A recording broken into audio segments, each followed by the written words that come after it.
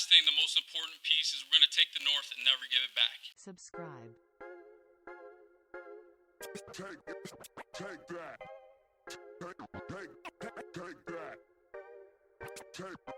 Take that. Welcome to 3 Point Stance Pod, where we don't claim to be experts. We just give our takes. Take it or leave it. We'll be fine either way. Let's go.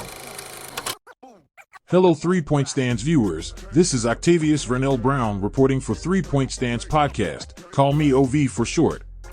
Take a second to hit the like button and subscribe if you haven't already. It helps the show in a big way. You are tuned into Bear Bites, our version of a Bears News Happy Hour with fresh appetizers to whet your Bears News appetite. You ready? Let's go. Bears fans can take yet another edge rusher off their wish list. Frank Clark, formerly of the Kansas City Chiefs, signs with their interdivision rival Denver Broncos. The deal is 1 year, $7.5 million. With Orlando Brown Jr. joining the Cincinnati Bengals, it seems their rivals are attempting to weaken the Andy Reid-led juggernaut.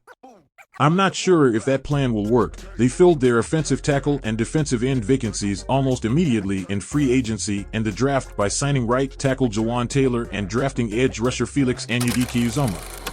The Chicago Bears were together today but used it as a bonding opportunity, hitting the United Center for some basketball and hockey fun. Looks like Justin Fields was trying his impression of the Mighty Ducks knuckle puck shot and Trenton Gill was auditioning for next year's dunk contest. This may be why Ryan Poles signed Ryan Anderson as punter insurance. Wait a minute, I'm confused. Did we draft Darnell to play right tackle or to stand in for Lonzo Ball at point guard until he comes back for our Chicago Bulls? Is he playing for the Bears or the Bulls? Chicago Bears offensive tackle Darnell Wright. Back to football. The Vikings are selling fans that they are retooling. It looks a lot like a slow trickle rebuild if you ask me.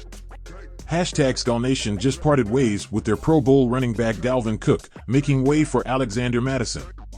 While Bears fans should be ecstatic he's no longer in Minnesota and likely won't sign anywhere in the NFC North, we should be more interested in who else the Vikings would be willing to part ways with.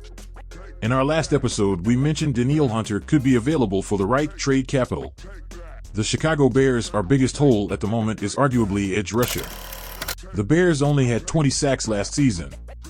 Danielle Hunter played all 17 games and had 10.5 by himself. He is only 28 years old and turns 29 on October 29th of this year. With that being said, I got something to ask Bears fans. Quick question. What trade capital would you be willing to trade for Danielle Hunter? Type your answer in the comments. Till next time.